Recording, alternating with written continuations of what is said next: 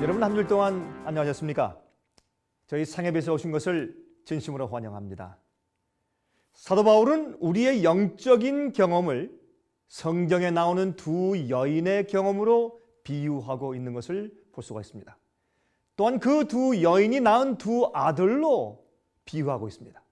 모든 그리스도인들의 영적인 경험은 그 두 여인 중에 하나에 속해 있다고 그는 말하고 있습니다. 또한 그 여인들이 낳은 두 아들 중 하나에 속해 있다고 사도 바울은 설명을 하고 있습니다. 이것은 우리들이 반드시 이해하고 살아야 하는 아주 중요한 문제 가운데 하나입니다. 여러분이 어느 여인에게 속해 있느냐가 여러분의 운명을 좌우하게 되는 것입니다. 그런데 이 두 여인과 두 아들이 누구인지 아십니까? 오늘은 이 흥미있는 문제에 대해서 함께 연구해 보도록 하겠습니다. 여러분, 사도 바울은 갈라디아서에서 그리스도인의 영적인 경험을 분석하여 참된 신앙 경험을 가르쳐 주기 위해서 구약에 있는 두 여인의 이름과 그들이 낳은 두 아들의 이름을 언급하며 설명해 주고 있는 것입니다. 우리 함께 읽어보도록 하겠습니다. 갈라디아 4장 22절부터 31절까지 있는 말씀입니다. 여러분, 이 말씀을 읽어보시면 내가 언젠가 읽긴 읽었는데 이것이 그런 뜻이구나 하는 것을 이해하시게 되실 것입니다. 갈라디아 4장입니다. 22절부터 31절까지 있는 말씀을 좀 펴서 읽어보도록 하겠습니다. 다음과 같이 말씀되어 있습니다.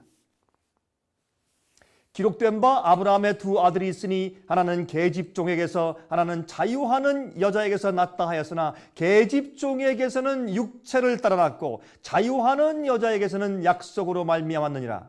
이것은 비유니 이 여자들은 두 언약이라. 하나는 시내 산으로부터 종을 낳은 자니 곧 하갈이라. 이 하갈은 아라비아에 있는 시내 산으로 지금 있는 예루살렘과 같은 데니 저가 그 자녀들로 더불어 종노릇하고 오직 위에 있는 예루살렘은 자유자니 곧 우리 어머니라. 기록된 바 잉태치 못한 자여 즐거워하라. 구로치 못한 자여 소리질러 외치라. 이는 홀로 사는 자의 자녀가 남편 있는 자의 자녀보다 많음이라 하였으니 형제들아 너희는 이삭과 같이 약속의 자녀라. 그러나 그때 육체를 따라 난 자가 성령을 따라 난 자를 핍박한 것 같이 이제도 그러하도다. 그러나 성경이 무엇을 말하느냐? 계집종과 그 아들을 내어 쫓으라. 계집종의 아들이 자유하는 여자의 아들로 더불어 유업을 얻지 못하리라 하였느니라. 그런즉 형제들아 우리는 계집종의 자녀가 아니요 자유하는 여자의 자녀니라 그랬습니다. 참 아주 흥미있는 말씀이죠. 참으로 놀라운 비유의 말씀이 아닐 수가 없습니다. 그런데 도대체 이것이 무슨 뜻이냐고요? 쉽게 설명을 드리자면 여러분은 아브라함의 두 부인을 기억하십니까? 아브라함의 본 부인은 사라였고 그리고 또 그 사라의 또 여종이 하갈이었죠. 그런데 이 원래 아브라함의 본처 사라가 나이가 늙도록 자식이 없었단 말입니다. 그래서 하루는 하나님께서 나타나셔서 아브라함에게 하늘의 별을 보라고 말씀했습니다. 아브라함아, 저 하늘의 별들을 보느냐? 한번 헤어보아라. 아이고 하나님 너무나 많습니다. 어떻게 헤아릴 수 있습니까? 내가 하늘의 별들을 보는 것처럼 너의 자손이 앞으로 저렇게 많을 것이다. 너로 하여금 내가 큰 나라를 이룰 것이다 그랬습니다. 내 자손을 통하여 약속의 씨가 생길 것이라고 주님께서 말씀을 하셨습니다. 다시 말해서 그리스도 메시아가 올 것을 약속해 주셨다 말입니다. 그때 아브라함이 그것을 믿었다고 했습니다. 그가 그것을 믿으니 그것을 의로 여기셨다고 로마서는 말씀하고 있죠. 그런데 문제는 아브라함의 말이죠. 아무리 기다려도 사라에게 자식이 생기지 않는 것입니다. 그래서 그 당시 풍습을 따라서 사라의 자기 부인의 권유로 사라의 여종 하갈을 통하여서 자식을 낳게 되었는데 그 아들의 이름이 이스마엘이죠. 이스마엘. 여러분 그런데 사실은 말이죠. 이것이 믿음이 없는 탓이죠. 하나님께서 약속하신 그것을 기다리고 인내하며 기다려야 할 텐데 어떻게 해요? 인간적으로 그의 믿음이 흔들려서 그만 이스마엘을 낳고 말았습니다.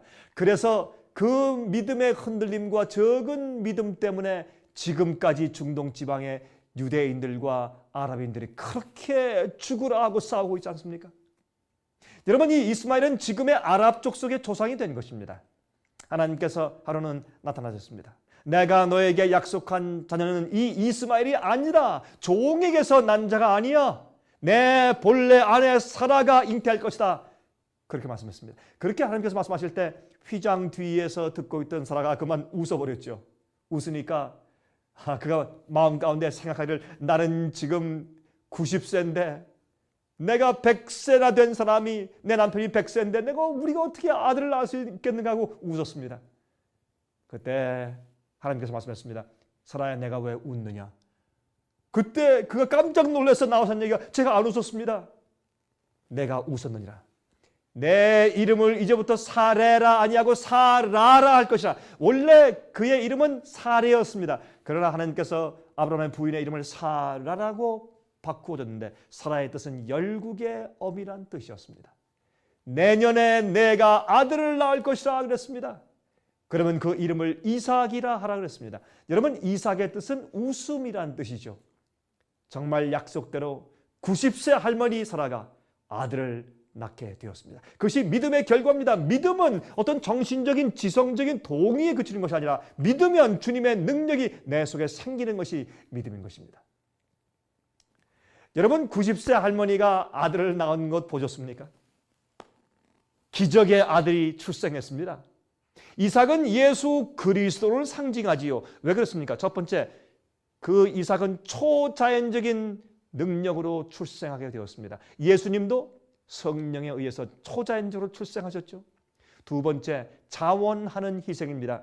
여러분, 이삭은 자원해서 자기가 아버지의 손에 잡혀서 죽게 되었을 때 모리아산에서 자원해서 자기가 그 번제단 위에 드러누웠습니다. 예수님도 자원해서 십자가에 가셨습니다. 우리 죄를 위해서. 그러므로 그 자원하는 희생의 이삭은 예수 그리스도를 상징하는 것입니다. 바울은 이 약속의 자녀인 이삭과 이스마엘을 상징으로 지금 인용해서 우리 영적인 경험을 설명하고 있는 것입니다. 이스마엘은 인간의 노력으로 낳은 자녀입니다. 종의 자녀이죠. 그런데 이삭은 하나님의 약속을 따라 낳은 기적의 자녀입니다. 여러분, 그리스도의 생애는 그저 도덕적인 생활이 아닙니다. 우리의 힘으로 애써서 조금씩 바꿔나가는 생애가 아닙니다. 하나님의 능력으로 세상을 이기는 기적의 생애요. 죄를 승리하고 우리 죄의 본성을 승리하는 생애입니다. 그러므로 초자연적인 능력의 생애입니다. 하나님께서 이삭을 주시기 전에 오래 기다리게 하신 이유가 있습니다. 그들이 늙어 전혀 자식을 낳을 가능성이 없어질 때까지 주님께서 기다리셨습니다. 왜요? 그렇게 해야 하나님의 능력일 수밖에 없다고 그들이 인정하게 되기 때문에 그렇게 인정될 때까지 주님께서 기다리신 것입니다.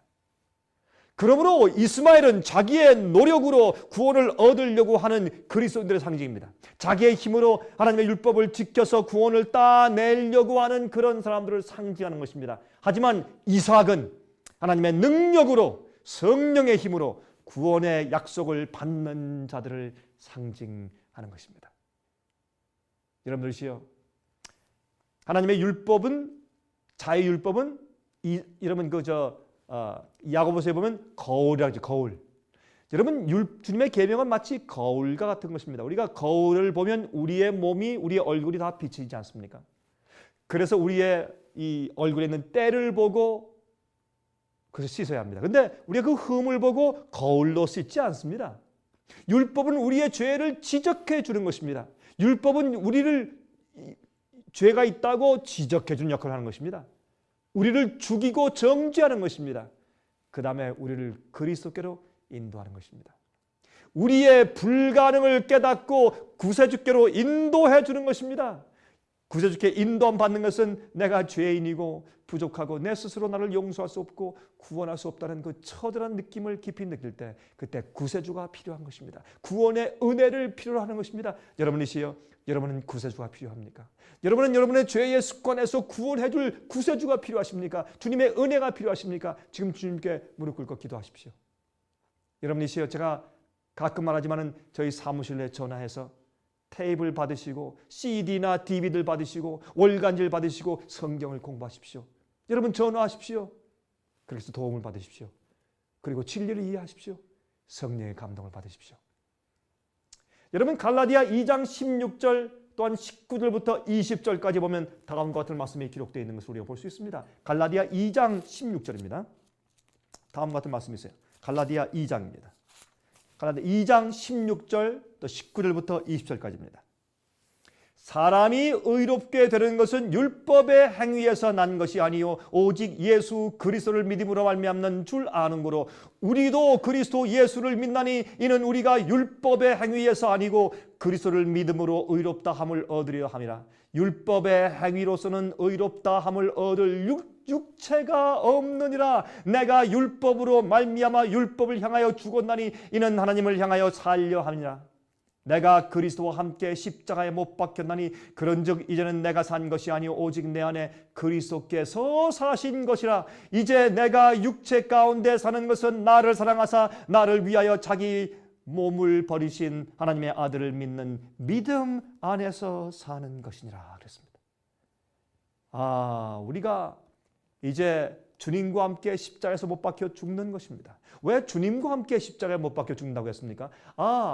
우리 스스로 우리가 십자가에 못 박히려고 원치 않는 것입니다. 왜? 우린 죽을 마음이 없어요. 우린 굴복하고 우린 희생할 마음이 없는 것입니다. 우리가 예수님을 바라볼 때 십자가에 달리신 예수님을 바라보고 그 거룩한 성품과 희생을 바라볼 때 우리 마음 가운데 감동이 생기고 예수님의 그 아름다운 희생의 사랑과 품성과 우리의 못되고 악한 품성과 비교될 때 우리가 죽고 싶어지는 것입니다. 그래서 우리가 십자가에 함께 주님과 함께 십자가에 못 박히게 되는 것이에요. 그 다음에 우리가 죽고 예수께서 우리 마음 가운데 사시는 것이 참된 영적인 경험인 것입니다. 우리 육체가 죽고 영적으로 살아가는 것입니다. 여러분은 육으로 사십니까? 아니면 영으로 사십니까? 여러분 이것이 약속의 자녀인 이삭에게 속한 자들의 경험인 것입니다. 그래서 사도 바울은 이스마엘과 이삭의 경험을 얘기하고 하갈과 사라의 경험을 여기 설명하고 있는 것입니다. 우리가 믿을 때 하나님의 성령의 능력으로 기적이 생기는 것입니다. 도저히 불가능한 형편에서 자식을 낳은 것처럼 말입니다. 예수께서 내 안에 사시는 놀라운 경험이 생기는 것입니다. 종과 자유자의 차이인 것입니다. 억지로 하는 것이 아니고 자원하는 심정으로 원해서 기쁜 마음으로 하는 것입니다. 이것이 종의 자식과 친자식의 차이가 아니겠습니까? 여러분이시여, 종과 아들의 차이. 여러분 탕자의 경험을 기억하시죠? 탕자의 비유. 탕자는 원래 이 아버지 집에 살았을 때 사실 그 아버지의 아들이었지만 종처럼 살았습니다. 그의 아버지의 명령이 지겨웠습니다. 그대로 사는 것이 지겹고 밖에 나가고 싶었습니다. 그래서 재산의 반을 받아가지고 나갔죠. 나갔다가 그는 완전히 돌을 다 탕진하고 고생하다가 돼지를 치는 목동이 되어 있다가 아버지의 사랑을 기억하고 그는 절뚝거리며 돌아옵니다. 돌아와서 탕자는 드디어 아들이 됩니다. 그 다음부터 아버지 집에 있는 것이 얼마나 큰 특권인 것을 이해하게 됩니다. 그 다음부터 참으로 아들로서 자원하는 심정으로 기뻐서 아버지를 순종하며 살게 됩니다. 여러분은 돌아온 탕자입니까? 아니면 원래 아버지 집에 살고 있던 둘째 아들입니까? 여러분 갈라디아 3장 29절을 말씀했습니다. 너희가 그리스도께 속한 자면 곧 아브라함의 자손이요 약속대로 유업을 이을 자니라. 여러분 이 여인은 두 언약을 상징한다고 했습니다. 이 여인들은 두 언약을 상징합니다. 옛 언약과 새 언약입니다. 새 언약은 마음에 하나님의 법을 새기는 경험이죠. 성령을 통해서 주의 법을 우리 마음 가운데 새기는 것입니다. 자유자인 것입니다. 거듭난 자가 되는 것입니다. 히브리 10장 16절에 말씀했습니다. 주께서 가라사대 그날 후로는 저희와 세울 언약이 이것이라 하시고 내 법을 저희 마음에 두고 저희 생각에 기록하리라 라고 말씀을 하셨습니다. 이 땅에 속한 자와 하늘 예루살렘에 속한 자가 있는 것입니다. 여러분은 어디에 속한 자입니까?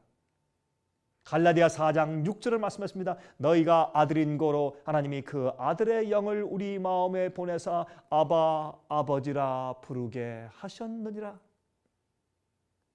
여러분 성령으로 사는 자와 육체로 사는 자의 차이가 있죠. 여러분 왜 우리가 양자의 영을 받아서 아버지를 아바 아버지라고 부른다고 했습니까? 양자의 영은 무슨 뜻입니까? 로마의 풍습에 의하면 말이죠.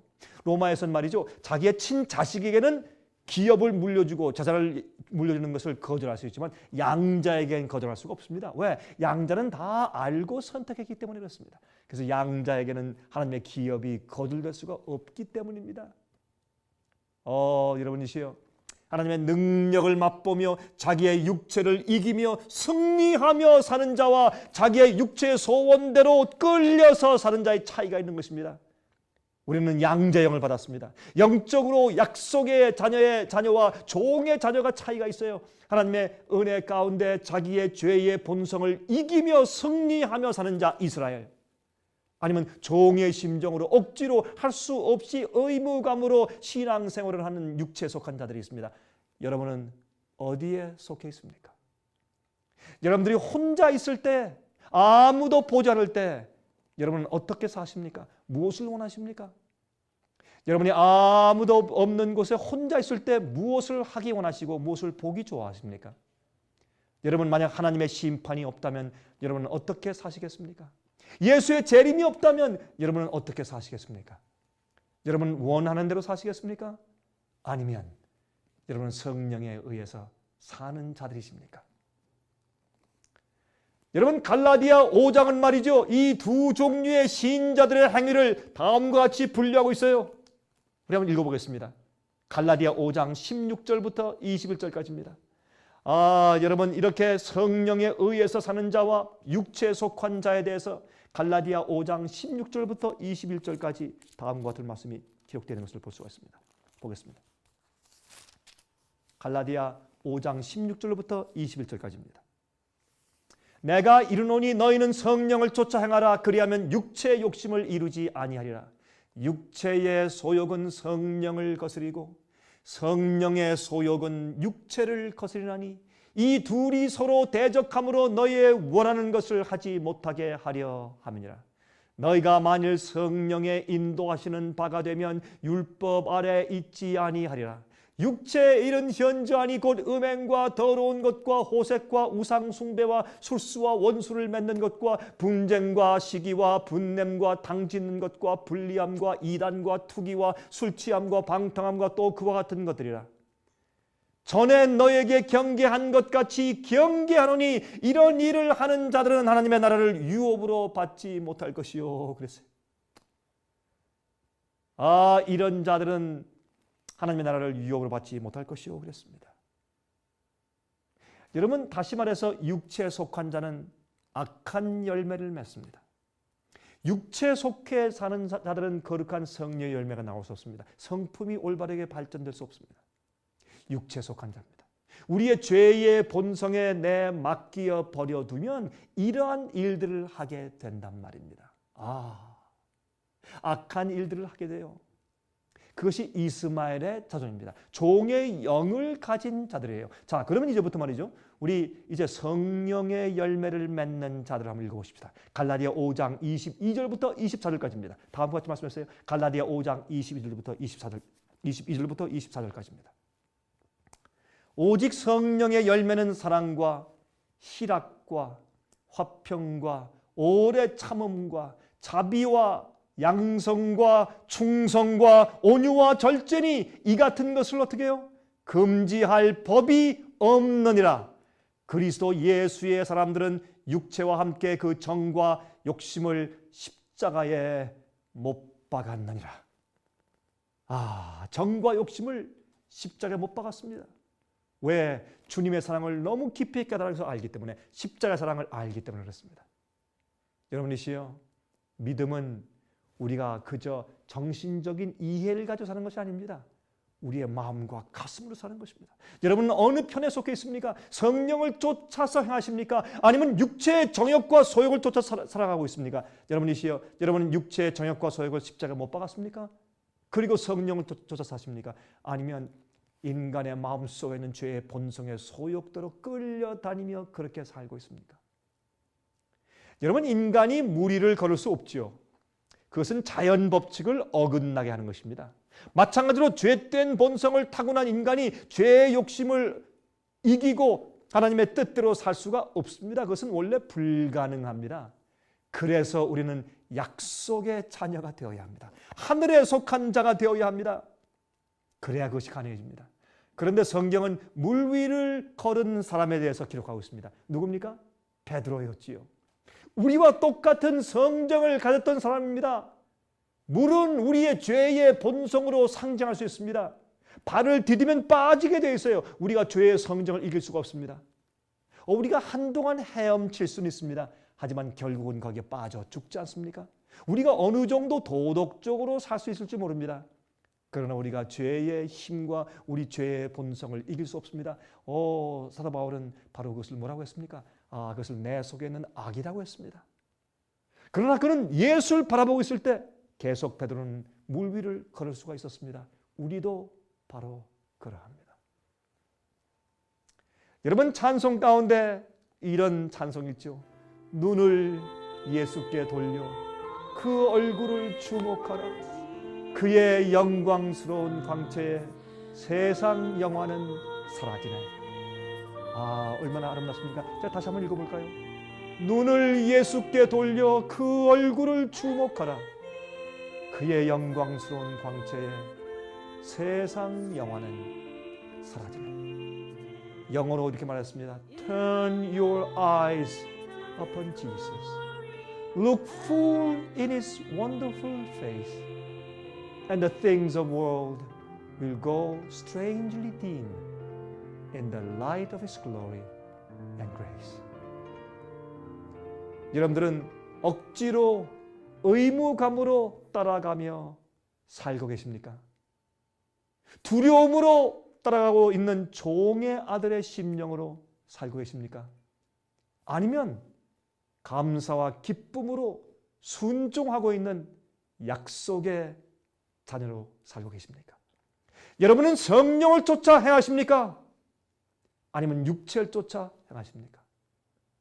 여러분 혹시 그리스도인 생애 가운데서 실패하는 경험을 맛보셨습니까? 아니면 지금 혹시 실패하는 경험 가운데 있지 않습니까? 여러분 영적으로 낭만 가운데 있지 않습니까? 아니면 혹시 어떤 분들은 잘못된 거짓 평안 가운데 살고 있지 않습니까? 정말 성령께서 여러분 마음 가운데 역사하시는 경험 가운데 있는지요? 여러분 예수를 바라보십시오. 여러분 죄의 물에 빠져서 허우적거리십니까? 기도하십시오. 주님을 바라보십시오. 그리고 주님께 호소하십시오. 주님께서 손을 내밀어서 여러분을 물에서 건져 올려주실 것입니다. 물에 빠졌던 베드로를 건져 올리신 그 예수님께서 오늘도 살아계십니다. 여러분을 지금도 바라보고 도우려 하고 계십니다. 여러분이시여, 주님께서 오늘도 우리에게 말씀하십니다. 내 마음을 내게 달라. 내 마음을 내게 달라. 여러분이시여, 우리는 죄의 본성을 가지고 연약하여서 주님의 뜻대로 살기에 힘든 사람들입니다.